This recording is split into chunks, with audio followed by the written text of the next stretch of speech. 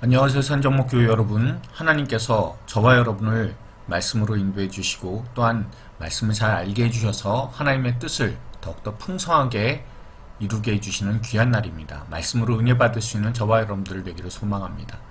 자, 오늘 할 내용은요. 사도행전의 전반적인 흐름의 마지막 부분입니다. 사도 바울의 3차 여행, 선교 여행과 그리고 체포, 그리고 로마행 이 부분들에 대해서 우리가 오늘 한번 다뤄보도록 하겠습니다. 자, 그 전에 우리가 1차 선교 여행 때부터 한번 되짚어 볼게요. 자, 1차 선교 여행 때 파란색이 1차 선교 여행 전에 사도 바울의 행적이라고 파란색 그 화살표요. 그쵸? 예, 그렇게 행적이라고 제가 말씀을 드렸습니다. 예수님을 다메섹 가는 도중에 만났고 그래서 3년간 아라비아행으로 내려가서 거기에서 자신의 신학을 정립을 하고 그리고 다메섹으로 돌아왔다가 그랬다가 거기에서 핍박이 있어서 예루살렘에 갔다가 예루살렘에서도 계속해서 협박이 있으니까 고향으로 피신했습니다. 그랬다가 다시 안디옥으로 돌아왔음을 우리가 알고 있고요. 또한 그 안디옥에서부터요 1차 여행을 출발을 해서 그래서 구브로 섬을 경유하고 그리고 이제 밤빌리아 그리고 갈라디아 비시디아 이런 쪽으로 들어갔음을 우리가 보게 됩니다. 구브로 섬에서는 박수 엘루마가 방해를 했는데 박수 엘루마가 맹인이 되는 것을 보고 많은 사람들이 놀랍게 또한 예수를 믿게 되죠. 자, 그리고 나서 이제 안식일에 복음을 선포하는 비시디아 안디옥에서의 일이 있습니다. 그러나 거기에서 사람들로부터 또한 그 강하게 공격을 당하고 그리고 이제 이고니온 루스드라 더베로 갑니다. 루스드라에서는 안전뱅이를 치유함으로 말미암아 믿지 않는 사람들이 그 제우스와 헤르메스라고 그렇게 사람들이 이야기를 해요. 자, 이야기를 그렇게 하다 보니까 결국에는 거기에서 머무르는 것이 아니라 더베 쪽으로 나아가서 복음 전하고 다시 더베에서 돌아오면서 안디옥까지 돌아오면서 장로들을 세우고 교회를 굳게 하는 모습들. 그러니까 이제 1차 선교 여행 같은 경우에는 이 지역 안쪽으로 이렇게 돌아다닌 그런 모습들을 볼 수가 있고요. 그리고 또한 여기에서 우리가 말씀이 어떤 식으로 진행되고 있는지 알려주는 내용을 한번 보면 이렇습니다. 안디옥 지역에서 말씀이 흥왕하고 이방 지역에서 하나님의 그 놀라운 능력, 복음의 능력이 나타났다라는 것이 12장 24절에 등장을 해요. 자, 그러면서 그 이후에 1차 선교 여행이 진행이 된다라는 것을 우리가 볼 수가 있습니다. 그리고 나서요, 2차 선교 여행을 보도록 할게요. 2차 선교 여행은 여기에 그 붉은색 화살표가 사도 바울의 그 흐름이고요. 그쵸? 그리고 여기에 파란색으로 되어 있는, 하늘색으로 되어 있는 것은 그 외에 뭐 바나바 같은 경우에 이렇게 이동을 하게 된다는 것, 그것을 제가 말씀을 드린 적이 있습니다. 그쵸? 기억나시죠? 자, 우리가 보시면요. 예루살렘 공회가 이때 일어나게 되었고, 이 공회가 되게 중요한 것은 결국에는 여기에서 모든 사람들이 구원을 받는 건 오직 믿음밖에 없다라는 것. 그것이 결정이 되잖아요. 그렇죠? 4대 원칙. 그러니까 우상숭배 금지, 그리고 음행 금지, 목매어 죽은 것 금지, 그리고 피는 금지. 이런 4대 원칙을 제외하고 모든 것들은 다 허용하며 이방인들도 이제 구원을 받게 된다라는 것. 그것이 분명하게 선언이 됩니다. 자, 그런 가운데서 갈라디아 지역에 계속해서 사람들이 그 할례를 받아야만 구원이 있다라고, 그게 바로 구원받은 표라고 하는 사람들이 있기 때문에 그 사람들이 향해서 오직 믿음으로서만 구원받는다라는 분명한 원칙을 사도 바울이 강하게 선언하는 서신서를 쓰죠. 그게 바로 갈라디아서다라는 것까지 제가 말씀드렸습니다. 그렇죠? 자, 그리고 나서 신라와 동행하게 되고 그 바나바하고는 마가 문제로 이렇게 갈라지게 되죠. 그래서 마가는 구브로 섬으로 가게 되고요. 2차 출발할 때 신라와 동행하게 되었다라는 것을, 안디옥에서 출발하게 되었다는 것을 우리가 알 수가 있습니다. 그러니까 늘 여러분들 기억하셔야 되는 거는요. 선교 여행은 항상 안디옥에서 출발하게 된다는 것을 여러분들이 기억을 하십시오. 이때가 주후 50년경이고요. 그리고 계속해서 가다가 주님께서 드로아 지역으로 가게 만드시죠. 왜냐하면 유럽으로 복음을 전해야 되니까. 제가 어제 말씀을 드릴 때 그 마게도니아 청년, 마게도니아 사람이 건너와서 우리를 도우라 할 때 알렉산드로스의 그 모습이 아니었을까. 물론 여러분, 알렉산드로스가 나타났다라는, 꿈에 나타났다는 그런 뜻은 아닙니다. 그러나 알렉산드로스와 같은 그런 모습, 결국엔 그것이 의미하는 것이 무엇이냐라고 따졌을 때 헬레니즘 가지고는 세상을 통일하고 평화를 가져다 주잖아요.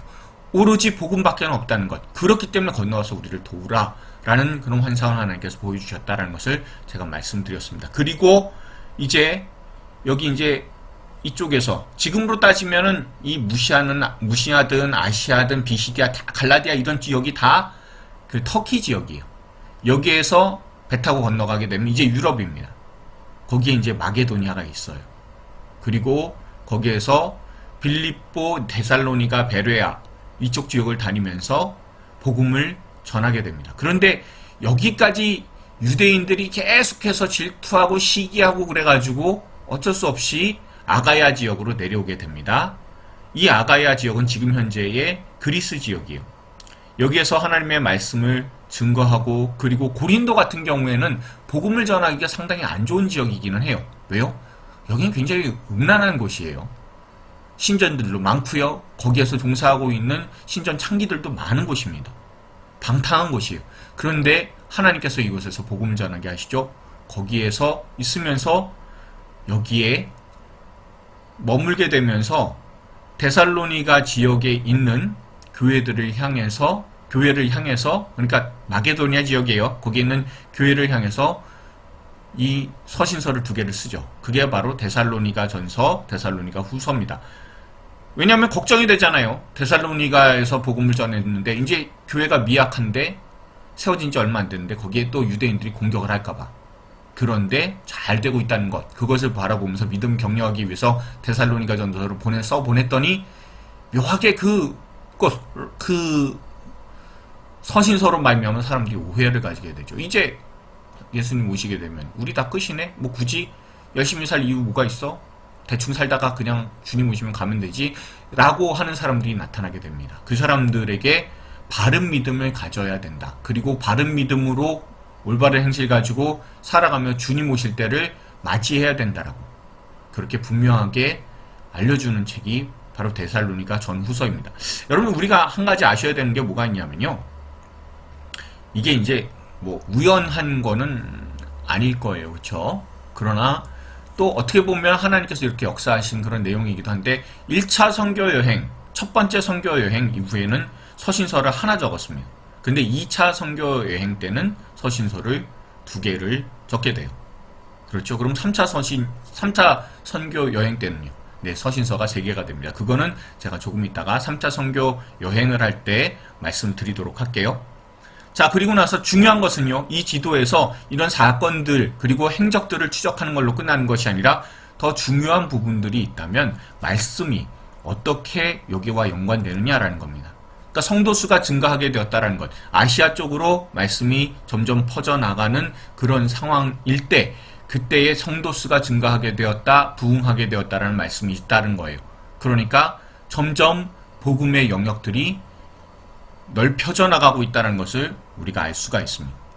자, 그리고 나서요, 우리가 3차 선교 여행에 대해서 보도록 하겠습니다.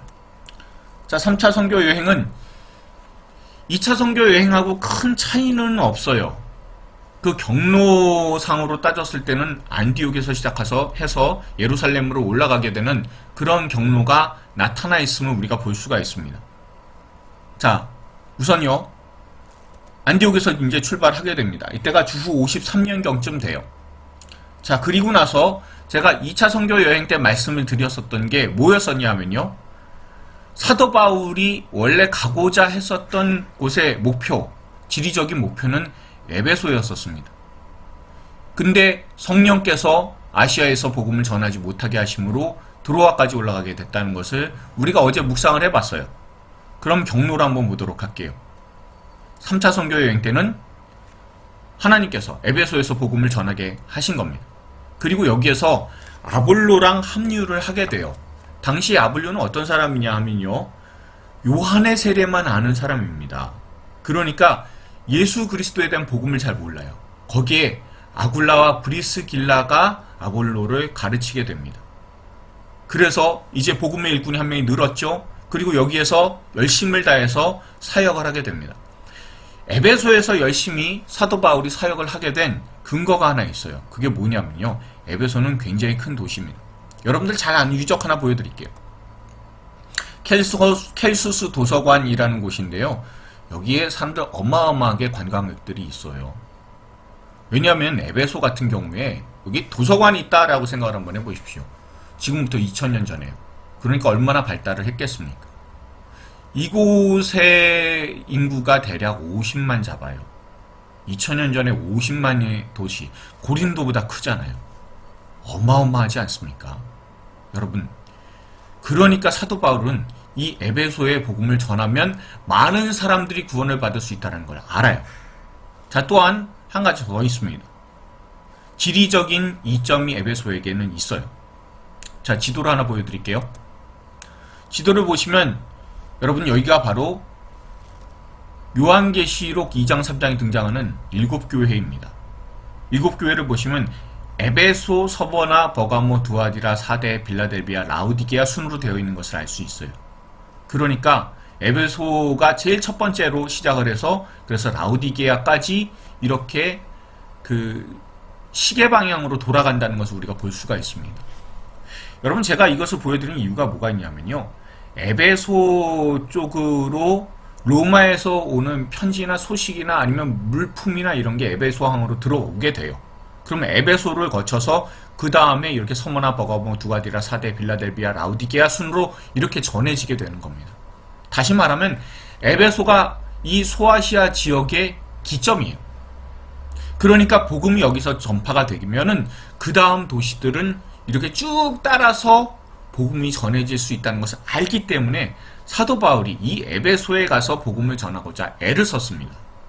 그리고 그 애를 쓴 대로 그 이후에 교회들이 생겨나게 되었다라는 것을 우리가 알 수가 있어요. 그러니까 에베소가 중심이 될 수밖에는 없었습니다. 자, 그렇게 복음을 전파를 하게 됩니다. 자, 2년 동안 열심히 복음을 전파를 했는데, 근데 여기서 폭동이 일어나게 되죠. 자, 폭동이 일어나는 거는요, 복음이 들어가면은 여기에 사단 마귀가 쫓겨날 수밖에 없잖아요. 여기에 에베소 지역에 있는 그런 그 에베소에 있는 것이 아르테미스 신전이에요. 이게 고대 7대 불가사의 중에 하나가 되는 그런 신전이 바로 아르테미스 신전이라는 것을 우리가 알 수가 있어요. 그렇죠? 그런 것을 우리가 생각을 해보면은 여기가 얼마나 대단한 곳인지 알 수가 있어요. 그런데 여기에 복음이 들어가니까 이 아르테미스 신전, 거기에서 그 아르테미스 신전 그것을 모형을 만들어서 팔던 사람들이, 그러니까 여기에서 굉장히 그 복음 때문에 자기들이 장사가 안 돼요. 그러니까 폭동이 일어날 수밖에는 없게 되는 겁니다. 그러니까 어떻게 합니까? 결국에는 그 폭동으로 인해서 이동을 하게 되죠. 자, 이동을 하는 곳은 일단 북쪽으로 가게 되는데, 그 전에 아볼로의 경로를 하나 말씀드릴게요. 자, 아볼로가 에베소에서 일꾼으로서 합류가 되었는데, 그런데 아볼로가 원하는 것은 아가야 지역에 가서 거기에서 사역을 하고 싶어 하는 겁니다. 그래서 아가야로 아볼로를 보냈어요. 자, 보내고 나서 사도 바울은 이동을 합니다. 이동을 해서 마게도니아 지역으로 다녀요. 자, 마게도니아 지역으로 다니게 될 때, 그때 에베소에서 어떤 일이 있었냐면, 여기에 있으면서 고린도 지역에 2차 선교 여행 때 갔었을 때 개척한 고린도 교회가 문제가 굉장히 많다는 것을 알게 돼요. 일단은 교회가 4개의 분파로 갈려져 있잖아요. 나는 바울에게, 나는 아볼로에게, 나는 그리스도에게, 나는 게바에게. 복잡합니다. 그렇게 복잡한 그런 상황 가운데 있을 때 거기에 올바르게 제대로 된 신앙생활을 할 수 있도록 그렇게 그 사람들에게 권면하고자 고린도전서를 써서 보냈어요. 자, 그렇게 해서 보냈는데, 그런데 여기에서 어떤 일이 발생을 하게 되냐면, 우리가 왜 굳이 사도 바울한테서 이런 편지를 받아야 되는 거야? 라는 것 때문에 사람들이 기분이 안 좋아졌습니다.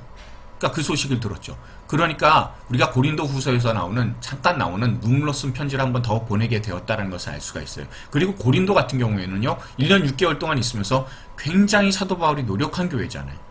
그러니까 여기가 교회가 깨지면 어떻겠습니까? 마음이 너무나 힘든 거예요. 그러니까 드로아로 올라갔다가 마게도냐 쪽으로 가게 됩니다. 마게도냐 쪽으로 가게 됐을 때 대략 빌립보에서요, 아마도 디도를 만난 것 같아요. 자, 그 디도를 만났다는 것이 고린도후서 7장에 등장을 합니다. 이때가 주 56년경쯤 되었을 거예요. 그리고 다시 고린도 교회가 안정화되었다는 소식을 듣고, 그리고 나서 기쁨에 못 이겨서, 그래서 감사하는 가운데 나의 사도권 주님께서 주신 것이다라는 것을 변호하는 그런 서신을 보내게 되는데, 그게 바로 고린도 후서입니다. 자, 그래서요, 이렇게 마게도냐 지역을 다니면서 예전에 개척했었던 교회들을 다시 굳게 하고요. 그리고 나서 여기까지 왔는데 고린도 안 갈 수 없죠. 자, 고린도까지 내려가게 됩니다. 여기에서요, 3개월을 체류하게 돼요. 이때가 주후 57년경쯤 그런 일이 있었을 겁니다. 그러니까 3개월 동안 체류를 하면서 여기에서 그냥 있었던 것은 아니고요. 여기에서 아마도 로마서를 적었을 겁니다. 자, 이 석 달 동안 여기 헬라 지역에서 있으면서 여기에서요, 그 로마 쪽에 교회가 형성됐다는 것을 알게 돼요. 교회가 형성되었으니까 어떻게 하겠습니까? 이제 나도 로마로 가게 될 것이다 라고 얘기를 해요. 그러나 지금 당장은 가지 못해요. 왜요? 이제 예루살렘에 올라가서 거기에서 그 마게도냐냐 아니면 이 아가야 지역에서 모은 헌금을 가지고 올라가야 되기 때문에 그렇습니다. 그러니까 나중에 가게 될 것이다 라고 얘기를 해요. 그러나 고린도 지역에서 로마 쪽을 바라보면서 갔을 때는 로마 교회는 사도 바울이 복음을 전해서 형성된 교회가 아니잖아요. 그러다 보니까 그 믿음의 바탕이 연약할 수밖에 없어요. 그래서 오직 예수로 말미암는 복음만, 절대적인 그 복음만 신뢰하라 라는 것을 정확하게 작성을 합니다. 굉장히 길죠. 그래서 로마서를 이 로마 지역에 있는 교인들을 향해서 고린도 지역에서 작성했다라는 것을 여러분들이 기억하시면 됩니다. 그러니까 이제 3차 선교 여행 때 이렇게 세 권이 작성이 돼요. 주후 55년경에 에베소에서 고린도 전서를 쓰게 되는데, 고린도 지역에 있는 분열 양상 때문에, 그리고 또한 교회에 있는 올바른 믿음 생활을 위해서 작성한 것이 주후 55년의 고린도 전서라면, 그러면 그 편지를 보내고 나서 고린도 교회의 상황들이 어떤 건지를 알게 되고 다시 답장을 보낸 것이 주후 56년경의 마게도냐 지역에서의 고린도 후서입니다. 그리고 고린도에서 3개월 체류하는 동안에 로마 지역을 향해서 오직 복음이라고, 이 복음만이 우리에게 가장 필수적인 것이고, 또한 그 복음은 예수 그리스도로 말미암았다라고 선명하게 그 복음에 대해서 완전히 온전하게 또한 아주 상세하게 작성한 책이 바로 로마서다라는 것을 여러분들 기억하시면 됩니다. 자, 그렇게 하고 나서요, 이제 고린도에서 예루살렘으로 돌아갈 그런 계획을 세우게 됩니다. 자, 그렇게 계획을 세웠는데 문제는요, 여기에서 이제 사도 바울을 가만히 두지 않겠다라는 그런 움직임을 감지를 하게 되죠. 그래서 일단은 드로아 쪽으로 이동을 합니다. 자, 드로아 쪽으로 이동을 하게 되어서 거기에서 사도 바울이 강론을 하는 동안에 유두고가 그 피곤함을 못 이겨서 낙상해서 죽게 되죠. 근데 그 유두고를 살리게 됩니다. 그 사건이 있었고요. 그리고 나서 에베소 가고 싶어요. 얼마나 가고 싶겠습니까? 그런데 에베소에 들어가면 자기 자신이 지금껏 그 모아온 예루살렘에 전달할 그런 헌금도 있고요. 그리고 여기에서 멈춰지면 안 되잖아요. 그러니까 밀레드로 이동을 하게 돼요. 거기에서 에베소 장로들을 초청을 하고 만나게 됩니다. 그리고 작별 인사를 한 다음에 그 다음에 두로로 오게 되죠. 그리고 나서 가이사랴 예루살렘으로 가는데, 가이사랴에서 제가 전에 말씀을 드렸었던 것처럼 빌립 집사를 여기서 만나게 돼요. 그리고 또한 여기서 아가버의 예언을 듣습니다. 이 예언은 예루살렘에 올라가면 결국에는 체포가 되고 어려움을 겪게 될 것이다라는 그런 예언이에요. 그러나 거기에서 멈추지 않고 내가 복음을 위해서 달려나가겠노라고 결단하고 예루살렘으로 올라가게 됩니다. 자, 예루살렘으로 올라가니까 어떻습니까? 바로 도착하고 나서 얼마 안 돼요. 바울이 체포되는 사건이 발생을 하게 됩니다. 이때가 주후 58년경쯤으로 여러분들 보시면 돼요. 그러니까 3차 선교 여행은 2차 선교 여행하고 봤을 때요, 그 경로상으로 따지면은 크게 새로운 곳을 가지는 않았습니다. 그러나 중요한 것은 뭐냐면요, 에베소 중심으로서 사역을 진행을 했다라는 것, 그리고 여기 3차 선교 여행을 통해서 3권의 서신서를 작성을 했다는 것, 여러분들 기억을 하시면 좋겠습니다. 자, 그 다음에는요, 우리가 꼭 봐야 되는 것이 있다면 여기에서 말씀하고 어떤 연관성이 있느냐라는 것을 봤을 때 말씀이 흥왕하게 되었다라는 것, 이게 이제 그 사도행전 19장 20절인데 여기 지역은 사실은 아시아예요. 그렇지만 더 중요한 것은 무엇이 있습니까? 그 전에 이미 2차 선교 여행을 통해서 유럽 지역, 그러니까 마게도냐, 아가야 지역에 복음이 전파가 되었다라는 것. 그러니까 말씀이 흥왕하게 되었다는 말씀 뭐가 있냐면 이제 에게해를 넘어서 말씀이, 또한 복음이 널리 전파되었다는 것을 우리가 볼 수가 있습니다. 자, 우리가 이제 바울이 감옥에 갇히고 또한 로마로 가는, 그리고 4차 선교 여행이라는 것을 우리가 이제 로마행은 보통 4차 선교 여행이라고도 하고요, 감옥 여행이라고도 해요. 또한 어떤 분은요, 이게 4차, 5차 이렇게 나누시는데, 일단은 편의상 4차 선교 여행에 대해서는요, 이렇게 말씀을 드리도록 하겠습니다. 감옥 여행이, 그래서 로마로 가는 게 4차 선교 여행일 수도 있고요. 또한 감옥에 갔다가 거기서 풀려나서, 그래서 그 이후에 성경에는 등장하지 않는 그 스페인까지 가서 복음을 전했다라는 그런 기독교에 내려오는 이야기가 있어요. 전승이 있는데 거기에 맞춘 것을 4차 선교 여행이라고도 해요. 그러니까 어떤 것을 4차 선교 여행으로 두든지 간에 감옥에서 로마까지 가는 것을 4차 선교 여행이라고도 할 수도 있고요. 그 이후에 4차 선교 여행을 따로 떠났다라는 것을 우리가 볼 수도 있어요. 이 두 가지 입장을 다 고려하면서 보도록 하겠습니다. 자, 맨 처음에 예루살렘에 갇혔죠. 신문 봤습니다. 벨릭스와 베스도 총독들이에요. 우리가 연표를 보면 알 수 있죠. 그리고 이때가 주후 58년에서 59년경쯤 되고요. 그리고 아그리빠 왕한테도 담대하게 전도하는 사도 바울의 모습을 볼 수가 있습니다. 자, 이때 공회 앞에서도 서고요, 총독 앞에서도 서고 왕 앞에서도 서요. 자, 이 과정을 잘 보시면 사도 바울이 참된 사도다라는 것을 알려주는 그런 내용이기도 해요. 왜요? 여러분, 여기서 우리가 잘 보셔야 되는 것이 있다면, 예수님께서도 공회 앞에 서시고 총독 앞에서도 서시고 그리고 왕 앞에서도 서셨잖아요.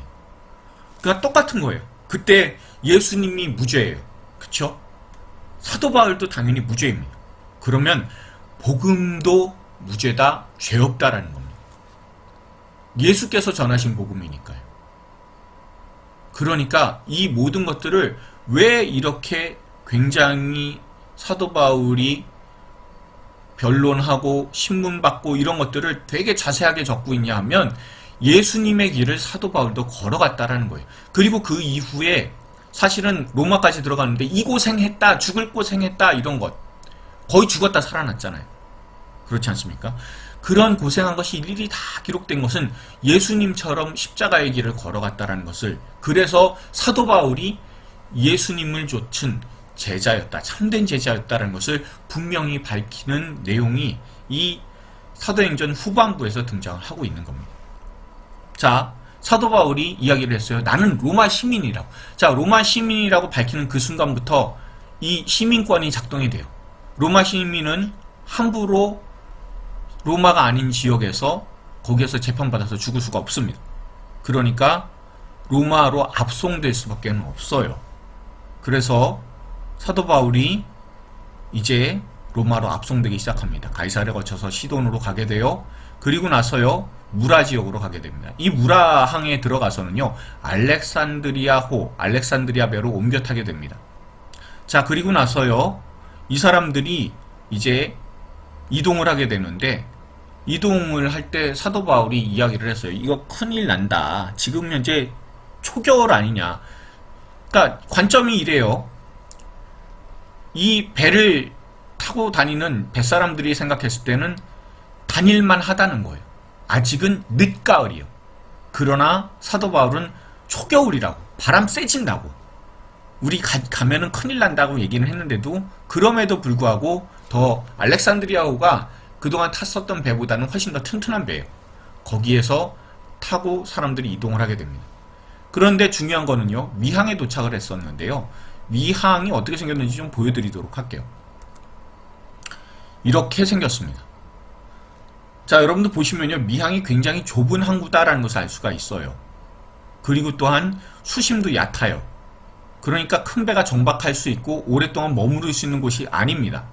그러니까 여기 있지 말고 우리가 벤윅스로 이렇게 이동하자라고 결론을 냅니다. 근데 지금 현재 바람은 심상치 않아요. 그럼에도 불구하고 나아갑니다. 사도 바울의 말을 전혀 듣지 않고 나아가게 됩니다. 자, 나아가게 됐을 때 그때에 여러분 어떤 일이 발생했는지 압니다. 아니, 여러분도 알고 계세요. 그쵸? 계속해서 표류를 해가지고 14일간이나 어려운 일을 당하게 되죠. 완전히 다 배가 다 깨어지고 이제 소망도 없고 이러다가 그대로 바람에 이끌려서, 여러분 바람이요 어떤 바람이냐 하면 지금까지 불어서 계속해서 사람들이 서쪽으로 가면 남서풍이 불던 바람이 이게 북동풍으로 바뀌는 거예요. 그럼 북동풍이 여기에서 이오니아 해 근처에서 거기에서 계속해서 불었다고 하면 이 북동풍은 어디로 가게 돼요? 네, 애굽 쪽으로 갈 수밖에 없어요. 애굽 쪽으로 가게 되면 여기에 모래톱들이 많아요. 스르디스라고 하는 그 모래톱에 걸리면 배 깨지고 다 죽는 거예요.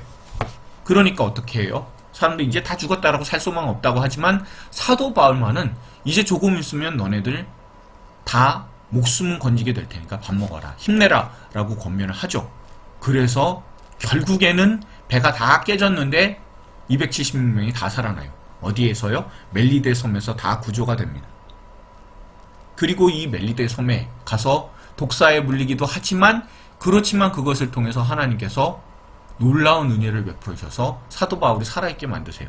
그리고 보블리오 부친의 열병을 치유하게 됩니다. 그러니까 여기에 멜리데 섬에 있으면서 많은 위로도 받고 휴식도 얻었을 거예요.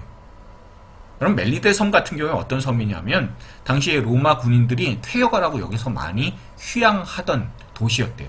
그러니까 하나님께서 사도 바울, 그동안 열심히 수고했었던 사도 바울에게 휴양할 수 있는 기회를 허락하셨어요. 어떻게 보면 멜리데 섬에서 오랫동안 있을 수도 있었을 겁니다. 그러나 자신이 가야 될 사명은 로마에 가서 하나님의 복음을 전하는 일입니다. 그러니까 그 다음 해 일단은 계절을 지내고 나서요, 주후 60년 그 다음 해쯤 해서, 그래서 이렇게 그 수라구사 레기온 보디올로 올라가게 돼요. 자, 보디올에 이르렀을 때의 광경을 한번 보여드리도록 할게요. 자, 보디올의 신전터입니다.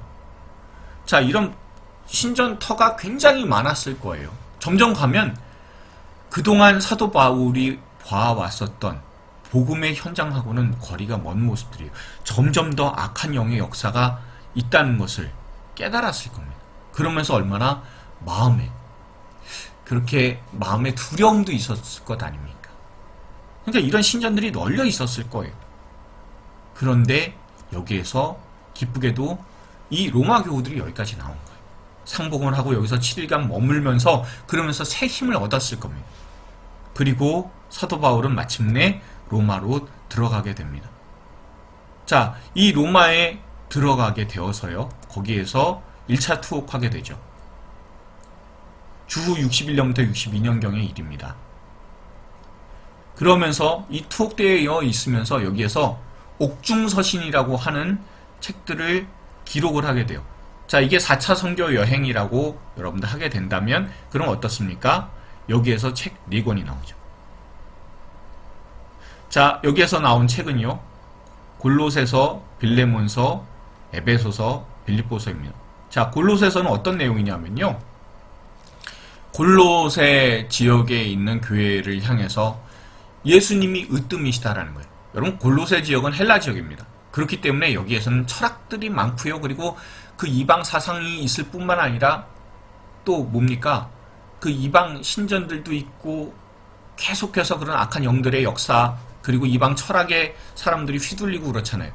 그런 것들이 으뜸이라고 생각을 하지만 그렇지만 세계의 최고의 이 세상의 으뜸은 오직 예수님 한 분이시다라는 것을 분명히 밝히게 됩니다.